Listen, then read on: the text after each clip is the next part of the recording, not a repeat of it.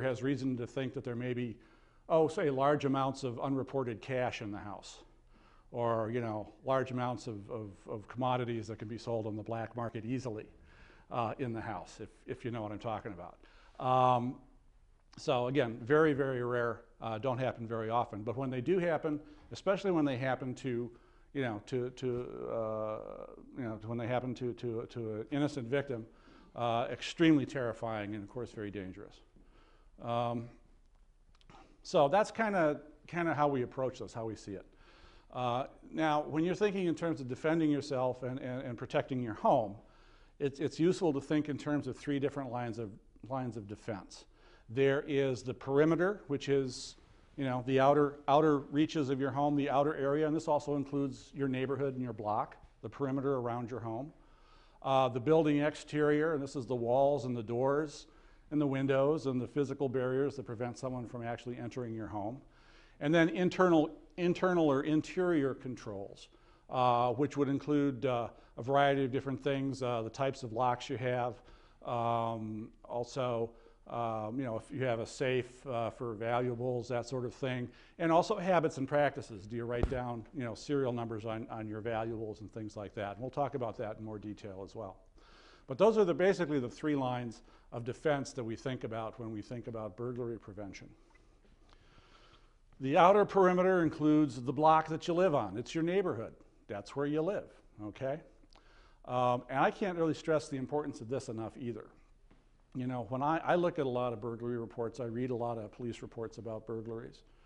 And when I read a police report in which we've made an arrest, in which we've actually arrested somebody, almost always that report's going to start out with a sentence to the effect that a neighbor saw something suspicious and called 911, okay? That's how we catch burglars, ladies and gentlemen. A neighbor sees something that doesn't look right, they pick up the phone, they call 911, the cops come out and catch the burglar. If there's evidence left behind at a burglary, sure, we'll call out our crime lab and we'll have our people come in and dust for fingerprints and collect as much physical evidence as we can find and hope that it pays off. But that's a much longer shot than actually having someone see somebody do something suspicious and call in. So really one of the best defenses that you have against burglary and break-in is knowing your neighbors and having your neighbors know you. I can't stress the importance of that enough. If there's a block club on your block, that really helps because that's sort of an organized way of making sure that everybody knows everybody and feels comfortable about calling 911. People are reluctant to call because they're afraid they might be wrong. There's a reluctance to call the police or call 911 if you think it might be your neighbor's brother-in-law who's there legitimately or something like that.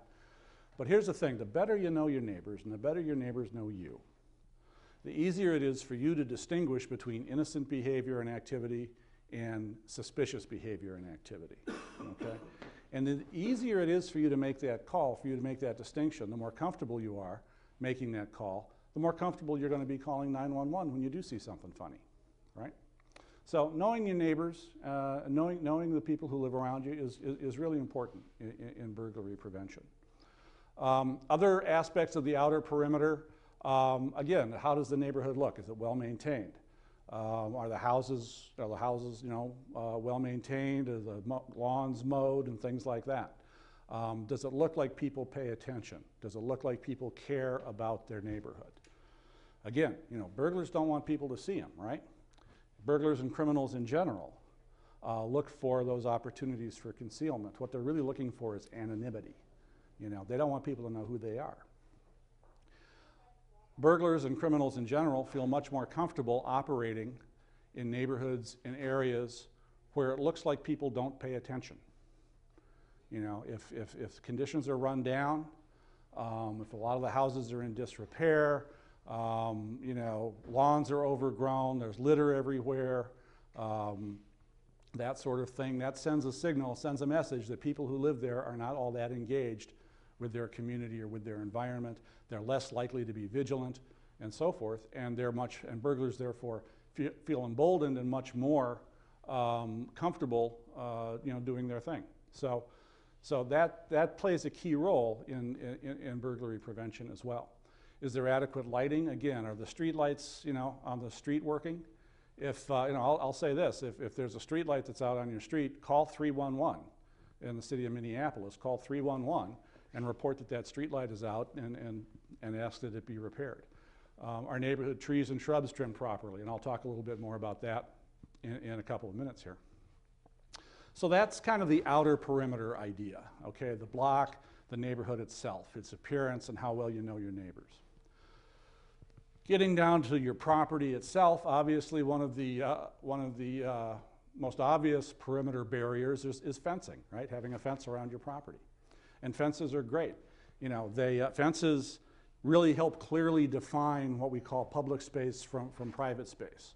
Make it real clear that, okay, this is a sidewalk, this is public space, it's legitimate for strangers to move up and down this space here. On the other side of the fence is someone's yard, someone's private property. If the stranger is there, maybe it's not quite so legitimate, and they look more out of place. Again, they're less likely to cross over if it's real clear the distinction between public and private spaces. And fences are a real good way of establishing that. They can also provide physical barriers to just prevent somebody from walking onto your property. However, there's also a downside to fences. And this goes back to the whole notion of burglars not wanting to be seen. You don't want to provide burglars with opportunities for concealment. And those 6-foot-tall stockade-type fences that you see go all the way around people's backyards, privacy fences like that, are burglar magnets, okay?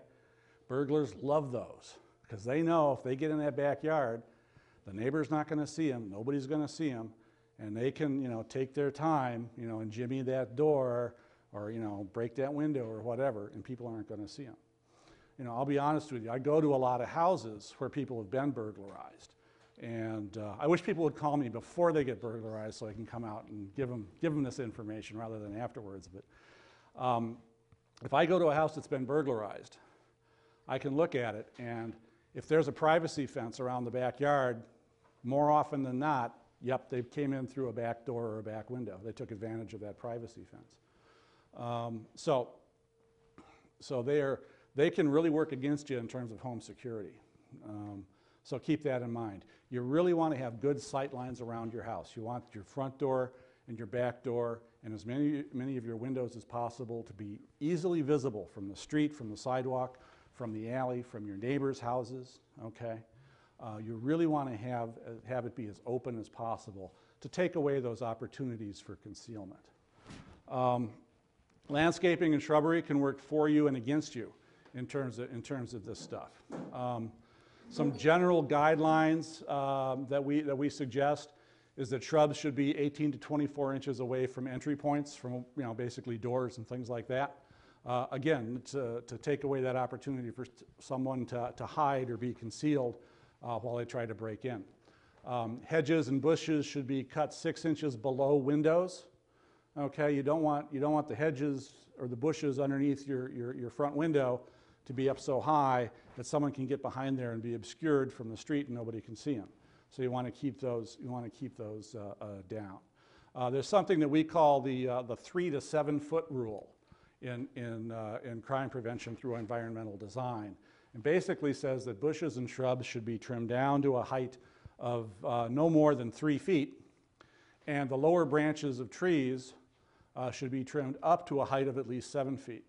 And what this does is this provides a clear field of vision from 3 to 7 feet off the ground all the way around your property. It takes away, again, a lot of opportunity for concealment. So you should go home and take a look at your property, take a look at your house, see what's going on. Do you have that big arborvitae right next to the front door? Maybe you should think about trimming that or moving it or something like that. Do you have do you have a big, huge row of? Unfortunately, I love lilacs. Especially this time of year, right? They're blooming now. But they can get that whole row of beautiful lilacs down your backyard. That can work against you. So just be aware of those vulnerabilities that exist and take care, address the ones that you feel comfortable addressing. Egress windows, I'll talk a little bit more about that. Basement egress windows, a lot of people are concerned about those. One of the suggestions here is to plant the bottom of the window well with prickly or thorny plantings of some kind. And that's kind of good advice for underneath any window, really. But that's something that we often suggest that people do as well. Any questions about any of this so far? Okay. Lighting. Lighting is the other big thing. Dollar for dollar, some of your best bang for your buck in terms of burglary prevention comes into play with lighting. You want to make sure that basically the entrances and exits to your house are well lit at night. Burglars don't want people to see them kicking open that door, okay? And if it's well lit up, they're going to be less likely to try. You know, doorways, walkways, garages, things like that, you know, should be as well lit as possible in terms of lighting. It's important that you do it right, though. Okay, it's possible to again have your lighting work against you. If your lighting is set up such that someone who's trying to observe someone, you know, on their front porch, for example, you know, if the light is behind them and it's in your eyes, you're not going to be